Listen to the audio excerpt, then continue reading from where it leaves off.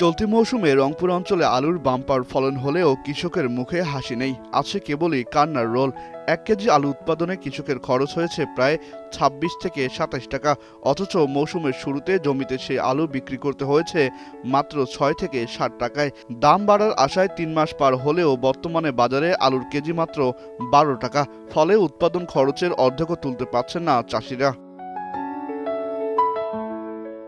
লোকসান এড়াতে রংপুর অঞ্চলের 1/3 আলু কোল্ড স্টোরেজে রাখা গেলেও হিমাগারের ধারণ ক্ষমতা শেষ হওয়ার বেশিরভাগ আলুই রয়ে গেছে কৃষকের ঘরে, আর সেখানেই বেঁধেছে বড় বিপত্তি। ঘরে রাখা এই আলুগুলোতে এখন দ্রুত পচন ধরতে শুরু করেছে।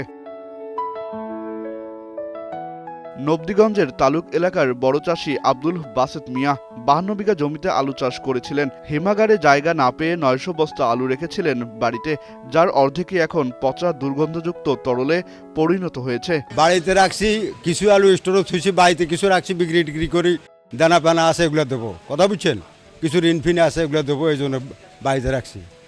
বাড়িতে রাখিয়া তো বাড়িতে বিক্রি করতে পারি না, পচে গেছে অর্ধেক। ওই ঋণগুলো পরিশোধ করার জন্য আর কি বাড়িতে কিছু রাখছিলাম, কথা বুঝছেন, হয়তো কিছু দাম বাড়বে, মানুষ বিক্রি করি, কিছু পয়সা দেবো।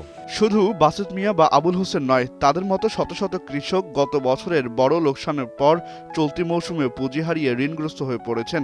দাদনের টাকা ও ব্যাংক ঋণ কিভাবে শোধ করবেন সেই দুশ্চিন্তায় এখন রাতের ঘুম হারিয়েছে।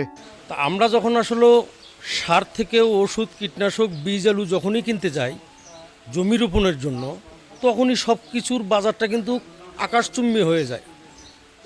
তা আমরা কিন্তু যেভাবে ক্ষতিগ্রস্তভাবে, যেভাবে লোন করে হোক, যেভাবে হোক, এই বীজ, এই সার, এই কীটনাশক এগুলো আমরা সংগ্রহ করে রাখি। তা আমরা সব কিছু ক্যাশ টাকা দিয়ে করার পরে আজকে আমাদের আলু বেচা কিনে একদম স্লো, একদম খারাপ। আমরা এই আলু বেচে যে পয়সাটা, আমরা পুঁজিটা যে ব্যাক নেব, এটার কোনো পরিস্থিতি নেই। গেল বছরের ওই লসের কারণে আমাদের তো টাকা হারাই গেছে। একটা ভর্তুকি দেবে, যেইটা হোক দেওয়ার কথা ছিল, ওইটা তো বাদ গেল। এই বছর ঋণের উপর ঋণ করি, আবার 26 জন জমি লাগাইছি, 26 জনের অর্ধেক আলু পচে গেছে বৃষ্টির। আলুটা মনে করেন আমরা আবহাওয়াটা ঠিকভাবে পাইনি, আর মনে করেন যেভাবে রাখার প্রচেষ্টা আসছিলো সেভাবে প্রচেষ্টাকে নেই, সরকার আলু টানে নেই, এই কারণে আলুটা পচে গেছে। যে কষ্ট, এই আলুর যে শ্রম দিছি, এমন পরিস্থিতি এখন মনে করো আমাদের চলার মতো পরিস্থিতি খুব খারাপ। যা টাকা পয়সা ছিল সব মনে করো আলুতেই শেষ হয়ে গেছে। এখন তো আমরা যে চলবো ওই পরিবেশ আর নাই। কৃষকদের এই হাহাকারের বিপরীতে ভিন্ন যুক্তি দেখাচ্ছে কৃষি বিপণন অধিদপ্তর। তাদের দাবি, আলু তোলার সময় হঠাৎ বৃষ্টি এবং বৈজ্ঞানিক পদ্ধতি না মেনে ঘরে স্তূপ করে রাখাই এখন পচন ধরেছে।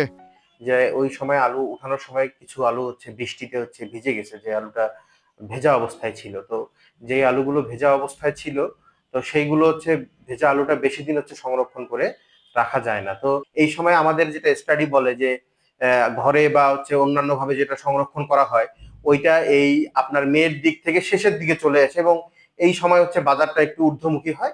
প্রায় আমরা জুনের দিকে আমাদের হিমাগার গুলোতে থেকে চালু খালা শুরু হয়ে যায়। এরকম একটা কন্টিনিউয়াস প্রসেসের মধ্যে বাজারটা প্লে করে। কিন্তু এইবার এই সময়ে এপ্রিলের শেষের দিকে এসে যেটা দেখা যাচ্ছে যে মার্কেটে আমাদের ঘরে যে আলুগুলো আছে, এই আলুগুলোর সাপ্লাইটা মার্কেটে একদম বেড়ে গেছে। এই কারণে আলুর দামটা কমে গেছে। কৃষি সম্প্রসারণ অধিদপ্তরের তথ্য বলছে, এবার রংপুর, লালমনিরহাট, কুড়িগ্রাম, নীলফামারী ও গাইবান্ধা মিলে এই অঞ্চলে রেকর্ড প্রায় 32 লাখ মেট্রিক টন আলু উৎপাদন হয়েছে, যার 12 লাখ মেট্রিক টন হিমাগারে থাকলেও বাকি 20 লাখ মেট্রিক টন রয়েছে কৃষকের ঘরে। আর সেই ঘরের আলু পচেই এখন দিশেহারা উত্তরবঙ্গের লাখো কৃষক। টেকসই বাজার ব্যবস্থাপনা ও হিমাগারের ধারণ ক্ষমতা না বাড়ালে আগামীতে এই অঞ্চলে কৃষিতে বড় বিপর্যয় নেমে আসবে বলে আশঙ্কা সংশ্লিষ্টদের।